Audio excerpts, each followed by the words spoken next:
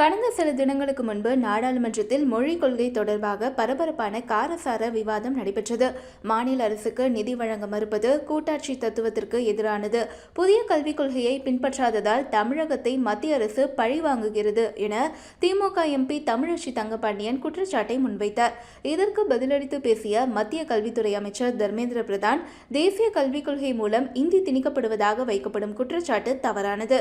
தேசிய கல்விக் கொள்கை விவகாரத்தில் மாணவர்களை திமுக தவறாக வழி நடத்துகிறது.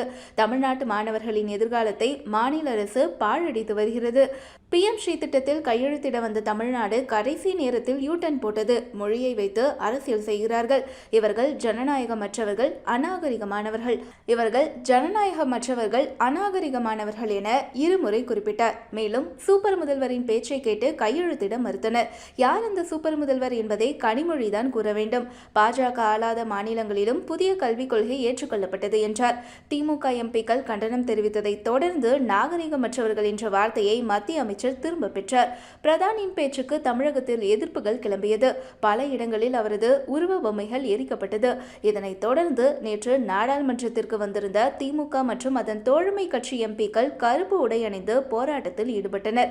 இந்த நிலையில் மத்திய நிதித்துறை அமைச்சர் நிர்மலா சீதாராமன் நாடாளுமன்றத்தில் பரபரப்பு உரையாற்றினார். அவரது உரையில் 4000 வருட பண்பாடு கலாச்சாரம் எங்களுடையது, எங்களுக்கு யாரும் சொல்லிக் கொடுக்க வேண்டாம் என்ற அர்த்தத்தில் திமுக எம்பிக்கள் பேசுகிறார்கள்.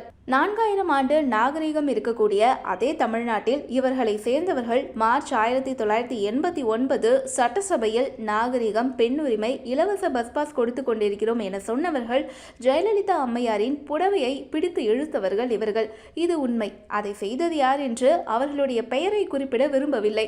இது என்ன நாகரிகம்? இது என்ன பண்பாடு? இது என்ன கலாச்சாரம்? இதுதான் திராவிட மாடல் கலாச்சாரமா? இலவச பேருந்து கொடுத்தால் மட்டும் போதாது, பெண்களை அவமதிக்காமல் இருப்பது முக்கியம். அதை அவர்கள் பண்ணவில்லை. அதேபோல் 2வது சென்னை அண்ணா பல்கலைக்கழகத்தில் டிசம்பர் 22ஆம் தேதி பாலியல் வன்கொடுமை நிகழ்ந்தது. இதில் தமிழக அரசின் நடவடிக்கை என்ன? அவரும் ஒரு பெண்தான். அதுவும் நாகரிகத்திற்கு எதிர்மறையான விஷயம். ஆனால் நீங்கள் யாருக்கும் உபதேசம் செய்யாதீர்கள் என்று சொல்கிறீர்கள். 3வது 9 வயது குழந்தையை திருச்சியில் பாலியல் வன்கொடுமை செய்திருக்கிறார்கள். அதில் நீங்கள் எடுத்த நடவடிக்கை என்ன? திமுக எம்பிக்கள் பதில் சொல்ல வேண்டும். 4வதாக 22 வயது பெண் கடந்த வருடம் கூட்டு பாலியல் வன்கொடுமைக்கு உள்ளாக்கப்பட்டுள்ளார். திமுக அரசு ஆட்சியில் இதுபோன்ற பெண்களின் பாதுகாப்பு மோசமாக இருக்கிறது. கள்ளக்குறிச்சியில் கள்ளச்சாராயம் அருந்தி 60க்கும் மேற்பட்டவர்கள் உயிரிழந்தனர். அதற்கும் நடவடிக்கை எதுவுமில்லை. தமிழ்நாட்டில் ஆணவ கொலைகள் அதிகம்.